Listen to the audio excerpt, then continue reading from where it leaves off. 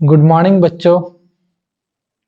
आप लोग बहुत मन लगा के पढ़ रहे हैं, ऐसा हम उम्मीद करते हैं। और आप लोग बच्चे सच में अच्छे हो।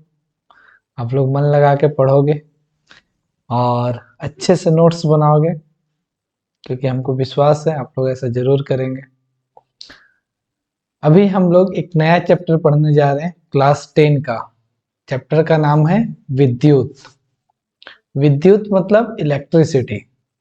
यह एक बहुत ही इम्पोर्टेंट चैप्टर है।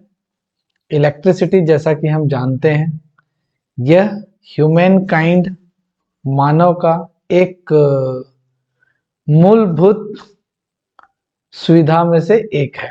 इसके बगैर इंसान का जीवन बहुत ही मुश्किल हो सकता है। आज के डेट में हम लोग जानते हैं कि इलेक्ट्रिसिटी, घर में सारे काम इलेक्ट्रिसिटी से होते हैं, ऑफिस में सारे काम इलेक्ट्रिसिटी से होते हैं, कंपनी में सारे काम इलेक्ट्रिसिटी से होते हैं।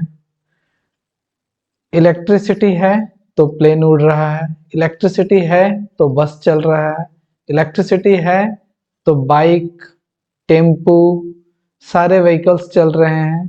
इलेक्ट्रिसिटी है तो घर में फ्रिज, रेफ्रिजरेटर, एसी, पंखा, टीवी, लाइट, सारे चीज चल रहे हैं। आयरन। इलेक्ट्रिसिटी है तो हम बोल पा रहे हैं, इलेक्ट्रिसिटी है तो हम सोच पा रहे हैं, इलेक्ट्रिसिटी है तो हम अपना हाथ हिला पा रहे हैं, इलेक्ट्रिसिटी है तो हम अपने आंखों की पलकें झपका पा रहे हैं। यानी हर चीज में इलेक्ट्रिसिटी का यूज है। इलेक्ट्रिसिटी के बगैर कुछ भी नहीं है। इसलिए इलेक्ट्रिसिटी को अच्छे से समझना बहुत जरूरी है। अब जब हम लोग इलेक्ट्रिसिटी चैप्टर शुरू कर रहे हैं, तो हम आप लोग से यही उम्मीद करेंगे कि आप लोग एकदम दिमाग की बत्ती को खोल दो और दिमाग की बत्ती को खोल के एकदम शांत चित्त होके बैठ के और ध्यान से इस चैप्टर को सुनो, ताकि आप लोगों को इलेक्ट्रिसिटी का एक बेसिक फंडामेंटल आपका कॉन्सेप्ट बिल्डअप हो जाए। एक फंडामेंटल कॉन्सेप्ट, एक बेसिक कॉन्सेप्ट आपका बन जाए।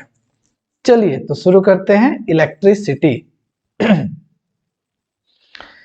जो इलेक्ट्रिसिटी होता है मीन्स धातु। इलेक्ट्रिसिटी मतलब धातु से जब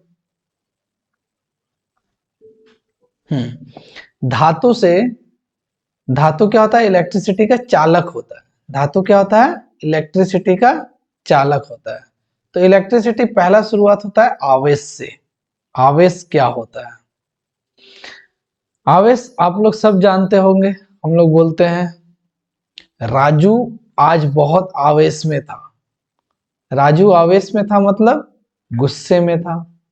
गुस्सा में था मतलब वो चार्ज्ड था, उसका एनर्जी बहुत ज्यादा था, जितना होना चाहिए उससे ज्यादा एनर्जी था, गुस्से से तमतमा रहा था, आवेश में था। अगर हम किसी को एक चाटा खींच के मारते हैं तो क्या में आ जाता है? आवेश में। ठीक ना? तो हम लोग को अगर किसी को चार्ज करना है तो उसको खींच के एक चाटा मारो, नहीं तो भी तुमको चार्ज कर देगा। ठीक है? चार्ज नहीं करना है। तो आवेश का मतलब क्या हुआ? गुस्सा, ताव। ठीक है? तो आवेश तो रियल लाइफ में आवेश का मतलब वो हो गया। अब यहाँ पे आवेश का मतलब क्या है? जैसा कि हम लोग जानते हैं कि जो भी पदार्थ होता है, परमाणु संरचना में हम लोग पढ़े थे कि जो भी पदार्थ होता है वह परमाणु से मिलकर बना होता है। परमाणु मतलब बीच में न्यूक्लियस होगा जिसमें प्रोटॉन और न्यूट्रॉन होते हैं, और उसके चारों तरफ कक्ष होंगे। ठीक ना? इस कक्ष में क्या होता है? इलेक्ट्रॉन प्रेजेंट होता है। क्या प्रेजेंट होता है? इलेक्ट्रॉन। ये बाउंडेड इलेक्ट्रॉन होते हैं, और जो इलेक्ट्रॉन होते हैं वो चार्ज्ड पार्टिकल हैं। जो इलेक्ट्रॉन होते हैं वो चार्ज्ड पार्टिकल है, इसके ऊपर नेगेटिव चार्ज होता है, और जो बीच में प्रोटॉन है न्यूक्लियस में, उसके ऊपर पॉजिटिव चार्ज होता है। तो ये जो चार्ज है इसी को आवेश कहते हैं। ये जो चार्ज है इसी को आवेश कहते हैं। इलेक्ट्रॉन और प्रोटॉन, इलेक्ट्रॉन जो कक्ष में होता है और प्रोटॉन जो न्यूक्लियस नाभिक में होता है, ये दोनों के ऊपर अपोजिट चार्ज होते हैं, एक के ऊपर नेगेटिव और दूसरे के ऊपर पॉजिटिव। इसी को हिंदी में आवेश कहते हैं, चार्ज को आवेश कहते हैं। दोनों में आवेश का जो मैग्नीट्यूड होता है, जो मात्रा होता है, वो बराबर होता है, लेकिन साइन अलग अलग होता है। अगर इलेक्ट्रॉन का आवेश का देखें तो 1.6 माइनस 1.6 इंटू 10⁻⁻19 कूलम। और अगर प्रोटॉन के ऊपर देखें तो प्लस 1.6 इंटू 10⁻⁻19 कूलम। यानी मैग्नीट्यूड दोनों में सेम है लेकिन साइन अलग अलग है। यानी आवेश का मात्रा प्रोटॉन और इलेक्ट्रॉन दोनों के ऊपर बराबर होता है, लेकिन इलेक्ट्रॉन के ऊपर माइनस और प्रोटॉन के ऊपर प्लस आवेश होते हैं। आवेश लेकिन बराबर होते हैं, ये हमेशा ध्यान में रखना है। ठीक है, चलिए। टिंग टिंग। तो आवेश क्या होता है? आवेश ये जो हम लोग बनाए थे इसी को परमाणु कहते हैं। ठीक ना, ये क्या कहलाता है? परमाणु। परमाणु का एक मूल कण होता है, यह धनात्मक भी हो सकता है और ऋणात्मक भी। अगर इलेक्ट्रॉन है तो ऋणात्मक और प्रोटॉन है तो धनात्मक। धनात्मक कौन सा होता है? प्रोटॉन। और ऋणात्मक कौन सा होता है? इलेक्ट्रॉन। ठीक है। समान आवेश एक दूसरे को प्रतिकर्षित करते हैं। अगर दो पॉजिटिव चार्ज हैं तो ये एक दूसरे को प्रतिकर्षित करेंगे, यानी रिपेल करेंगे। असमान आवेश एक दूसरे को आकर्षित करते हैं। अगर असमान आवेश है तो दोनों एक दूसरे को अट्रैक्ट करेंगे, यानी एक दूसरे के पास खींचेंगे। ठीक है। और अगर समान आवेश है तो एक दूसरे को प्रतिकर्षित करेंगे। कूलाम आवेश का एसआई मात्रक है। कूलाम, COULOMB, कूलाम साइंटिस्ट का नाम था। किसका नाम था? साइंटिस्ट। ये साइंटिस्ट का नाम था, उसी के नाम पे आवेश का मात्रक पड़ा, एसआई मात्रक कूलाम। आवेश को हम लोग किस में मापते हैं? आवेश को हम लोग किस में मापते हैं? कूलाम में। आवेश को हम लोग कूलाम में मापते हैं। किस में मापते हैं? कूलाम। कूलाम साइंटिस्ट का नाम था। अब देखते हैं एक कूलाम कितना होता है? 6 इंटू 10⁻18 इलेक्ट्रॉन के बराबर। ये कैसे निकला 6 इंटू 10⁻18? देखते हैं। एक इलेक्ट्रॉन के ऊपर जो आवेश होता है वो होता है 1.6 इंटू 10⁻⁻19 कूलम। ठीक है। इसको हम अगर इक्वल का इधर लेके आ जाएं तो एक कूलम इक्वल्स टू होगा, यानी एक कूलम इधर रह जाएगा और इक्वल का इधर आ जाएगा 1/1.6 इंटू 10⁻⁻19। इधर इलेक्ट्रॉन है, इलेक्ट्रॉन रहेगा, यानी 1 कूलम इक्वल्स टू हो जाएगा 1/1.6 इंटू 10⁻⁻19। नीचे ऊपर आएगा तो 19 हो जाएगा। 1/1.6 कितना होता है? 6.0 समथिंग होता है। कितना होता है? 0.6 समथिंग होता है। 0.60 समथिंग होता है। सो ये होता है 0.6 into 10⁻19 electron equals to 6 into 10⁻18 electron. अब 6 इंटू 10⁻18 इलेक्ट्रॉन कितना हो जाएगा? देखते हैं। 10⁻18 इलेक्ट्रॉन जो होगा वो 1, 1, 2, 3, 4, 5, 6, 7, 8, 9, 10, 11, 12, 13, 14, 15, 16, 17, 18 इकाई, दहाई, सैकड़ा, हजार, 10,000, लाख, 10 लाख, करोड़, 10 करोड़, अरब, 10 अरब, खरब, 10 खरब, 10 खरब, यहां तक हो गया। इकाई, दहाई, सैकड़ा, हजार, 10,000, लाख, यानी 1 लाख 10 लाख खरब, कितना हो जाएगा? 10 लाख खरब इलेक्ट्रॉन्स, 10 लाख खरब इलेक्ट्रॉन्स 1 कूलम चार्ज में होंगे। इतना बड़ा नंबर, 10 लाख खरब इलेक्ट्रॉन 1 कूलम चार्ज में होंगे। एक बार कंफर्म कर लेते हैं ना। इकाई, दहाई, सैकड़ा, हजार, 10,000, लाख, 10 लाख, छोड़ो हटाओ, लगभग 10 लाख खरब 1 कूलम चार्ज में होंगे। कितना इलेक्ट्रॉन होंगे? 1 कूलम चार्ज में 6 × 10⁻18 इलेक्ट्रॉन्स 1 कूलम चार्ज में होंगे। ठीक है। टिंग टिंग, चले,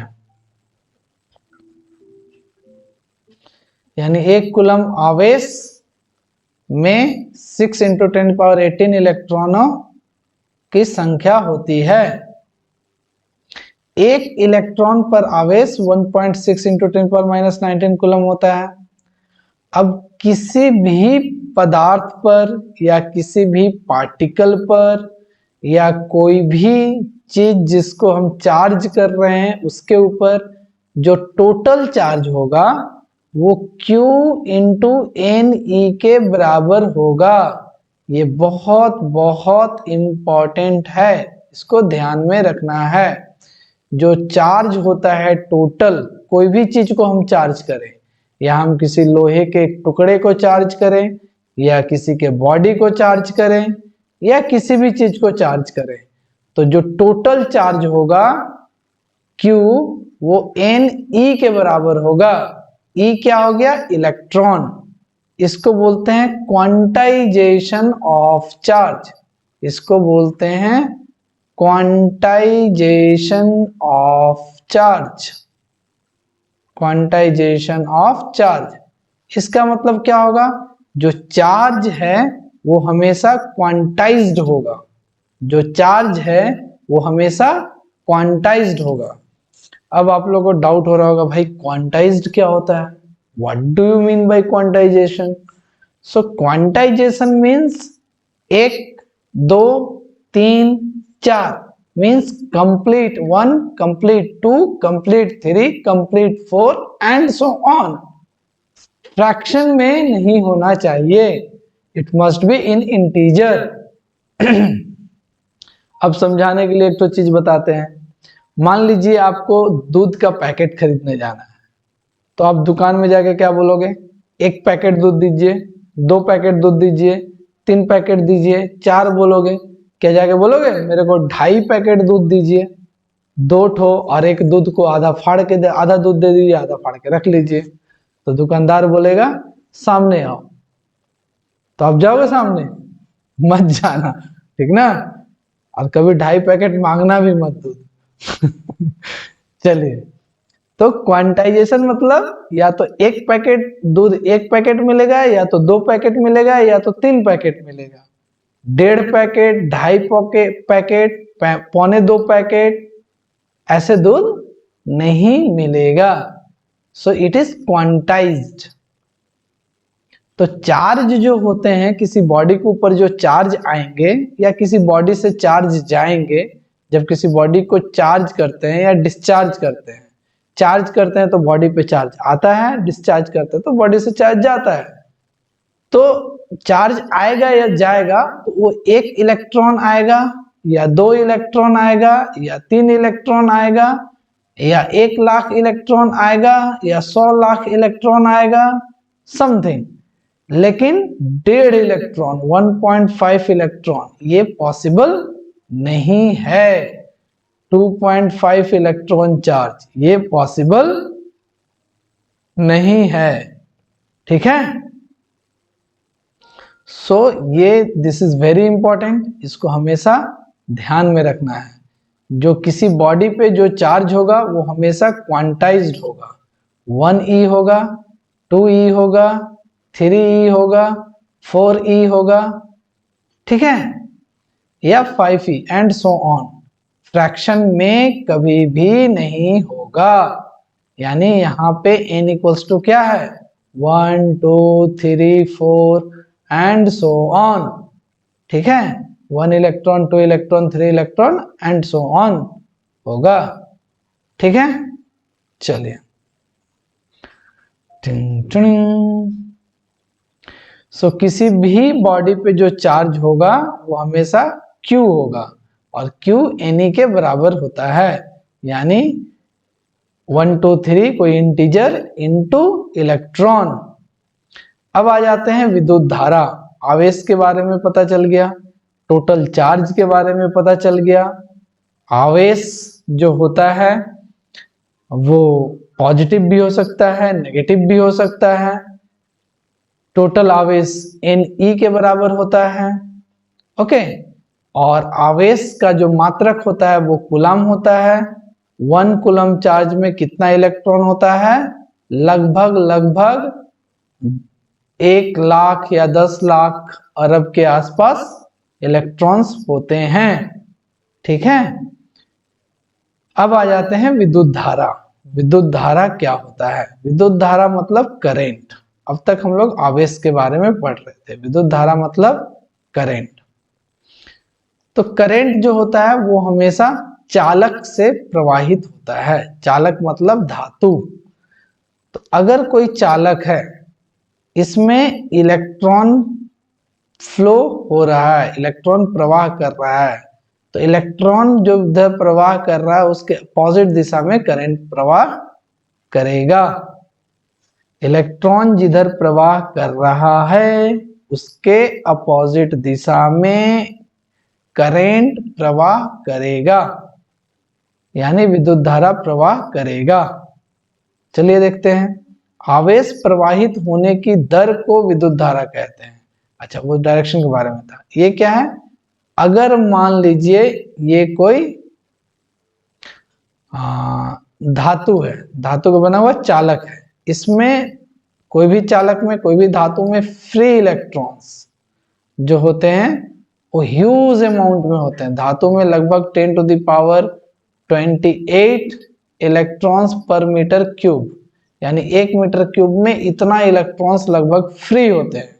फ्री मतलब जो बाउंडेड इलेक्ट्रॉन्स हैं, इसके अलावा जो बाहर में इलेक्ट्रॉन्स होते हैं, like boys who always live outside the home, वो लड़के जो घर में सिर्फ खाना खाते हैं और हमेशा बाहर रहते हैं, वो होते हैं फ्री बॉयज, ओके।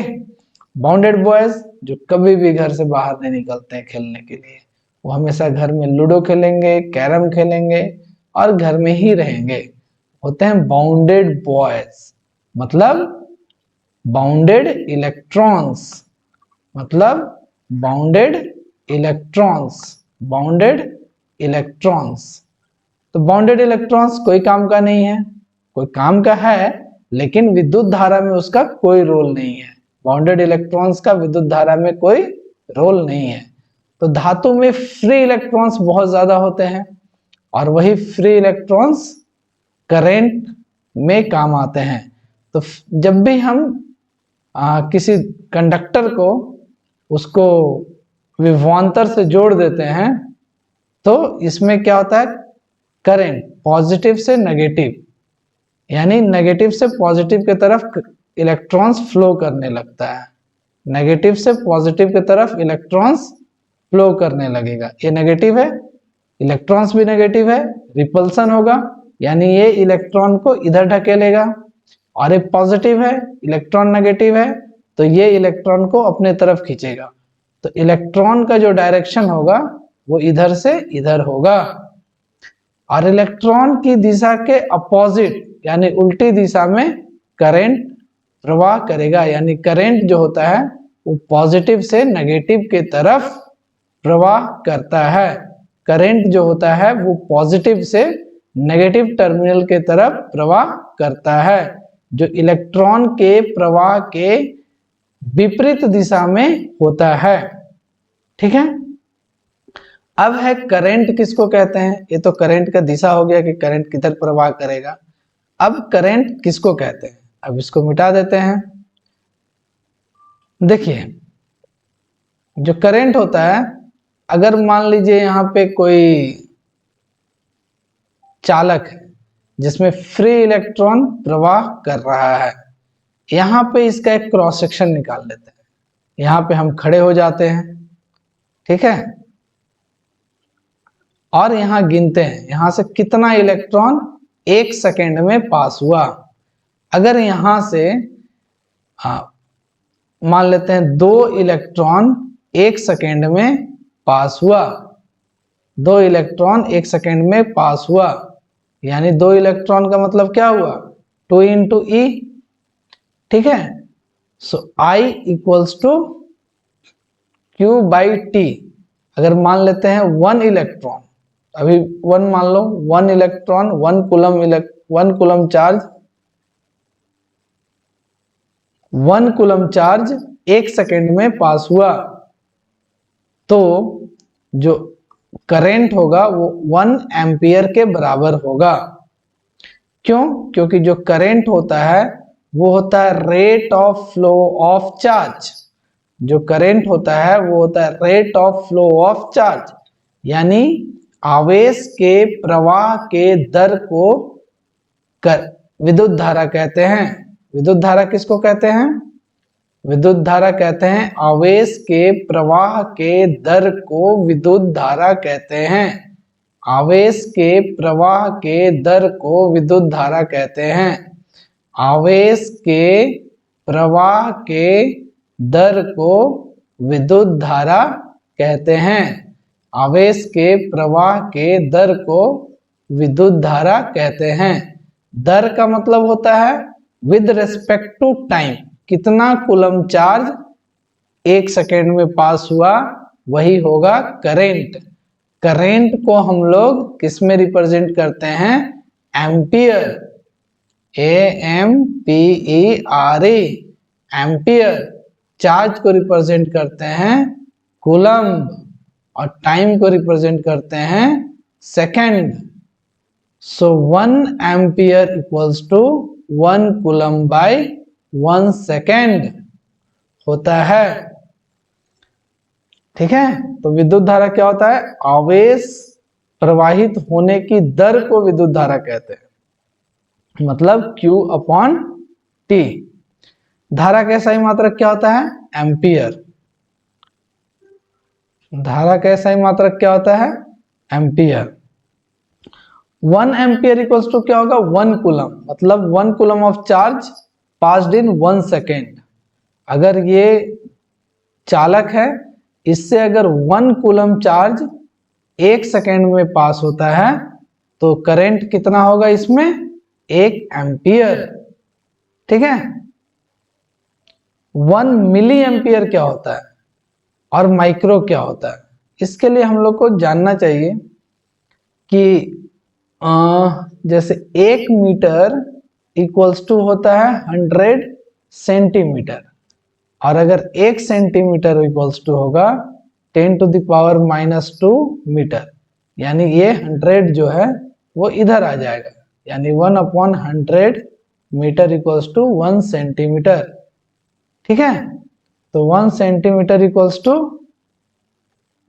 यहाँ पे क्या हो गया? 1 centimetre equals to 10 to the power -2 metre. 1 millimetre equals to 10 to the power -3 metre. 1 micrometre equals to 10 to the power -6 metre. 1 nanometre equals to 10 to the power minus 9 meter. 1 angstrom equals to 10 to the power minus 10 meter. 1 picometer equals to 10 to the power minus 12 meter. 1 femtometer equals to 10 to the power minus 15 metre. तो ये हमको याद रखना है. Senti का मतलब 10 to the power minus 2, milli का मतलब 10 to the power minus 3, micro का मतलब 10 to the power minus 6, nano का मतलब 10 to the power minus 9, angstrom का मतलब 10 to the power minus 10, pico का मतलब 10 to the power minus 12, femto का मतलब 10 टू द पावर माइनस 15. तो चूंकि जो एम्पियर है यह एक बहुत बड़ा यूनिट है, इसीलिए माइक्रो, नैनो, एंगस्ट्रॉम ये सब छोटा यूनिट, बड़े यूनिट को छोटे यूनिट में लिखने के लिए लिखते हैं. तो 1 मिली एम्पियर मतलब 10 to the power minus 3 ampere. 1 micro ampere मतलब 10 to the power minus 6 ampere. Micro मतलब 10 टू द पावर माइनस 6.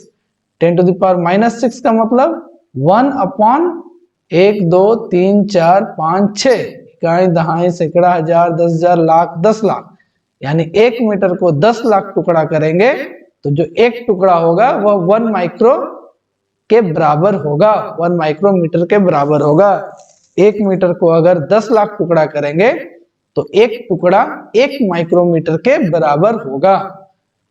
अब आगे बढ़ते हैं. विद्युत धारा को एमीटर द्वारा मापा जाता है.